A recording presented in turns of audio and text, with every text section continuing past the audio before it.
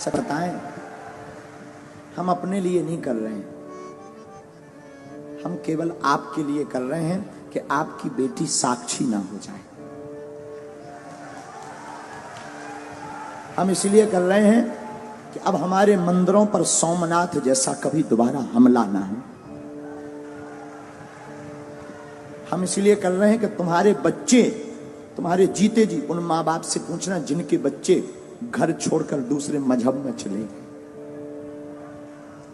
जिनकी बेटियां घर से भाग गईं, कश्मीरी पंडितों को भगा दिया। यहीं दिल्ली में यमुना के पास पाकिस्तानी हिंदू हैं शरणार्थी, उनको रहने के लिए निवास नहीं है, लाइट नहीं है।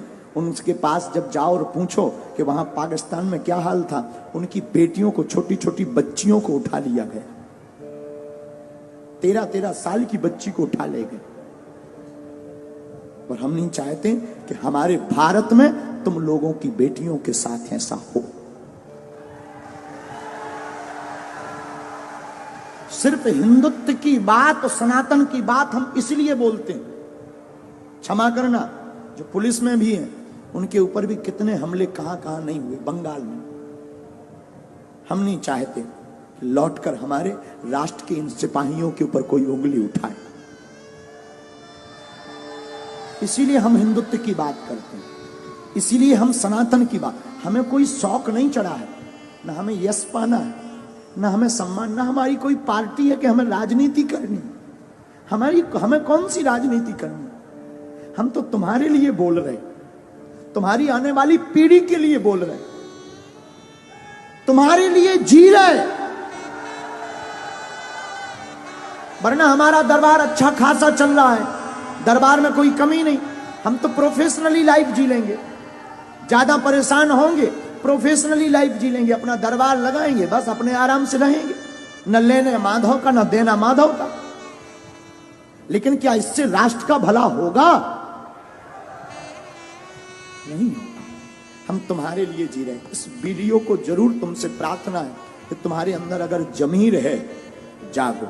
हम ये नहीं कहते तुम सपोर्ट करो हमारा, तुम्हें जहां जो करना वो करो, लेकिन हां, बात जब सनातन की आ जाए तो प्लीज चुप मत बैठना।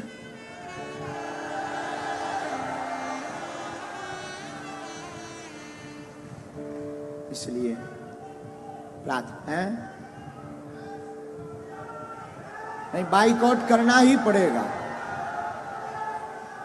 बिना उसके काम भी नहीं चलेगा। जो ऐसा चलाए और जो ऐसा करे उसको देखना, उसके पंडालों में जाना बंद कर दिया जाए। अब बाबर का देश नहीं, रघुवर का देश है यार, बेफिजूली। हमने राम के लिए इतने साल कोर्ट में माथा पच्ची की, भगवान कृष्ण की पूजा नहीं खुलकर कर पा रहे, राम की यात्राओं में पत्थर लग रहे, पाल घर में संतों को पत्थरों से पीट पीट कर बर्बरता निर्दयता से मार दिया जाता, और लोग कहते तुम चुप बैठो। और हां, हमारे बोलने से, तुम्हारे जय श्री राम केवल मोबाइल चलाने से भारत हिंदू राष्ट्र नहीं बनना है। तुम्हें आवाज उठानी पड़ेगी और जैसे को तैसा जवाब देना पड़ेगा। तुम्हें घर से बाहर निकलना पड़ेगा, क्योंकि हम कोई राजनेता नहीं है कि तुमने ताली पीटी और वोट दिया हम चले गए। हम सनातन के सिपाही हैं। जब तक तुम्हारे अंदर जुनून और जोश नहीं भर देंगे, जब तक तुम्हें सड़कों पर तूफान, मंदिरों में भीड़, सड़कों पर तूफान चाहिए। हमें राम राज्य से भरा हिंदुस्तान चाहिए। और आज तुम जवाब नहीं दोगे, कल तुम्हारी कोई नहीं सुनेगा। 5-6 प्रदेश में हिंदू अल्पसंख्यक हो गए, यूपी में भी हो जाओ,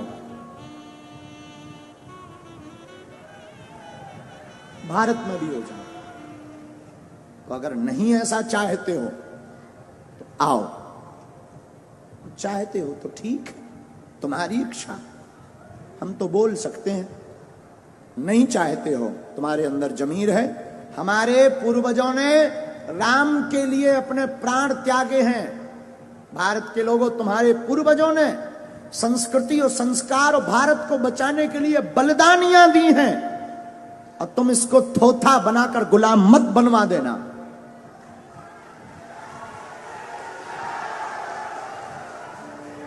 दूसरी बात, भारत में 80% सनातन हिंदू रहता है, 20% अन्य मजहब के, और 20% जब अन्य मजहब के हैं, तुम्हारा ये हाल है कि तुम अपनी बात नहीं बोल पा रहे। जिस दिन तुम 50% से नीचे आ जाओगे, घरों में नहीं रह पाओगे।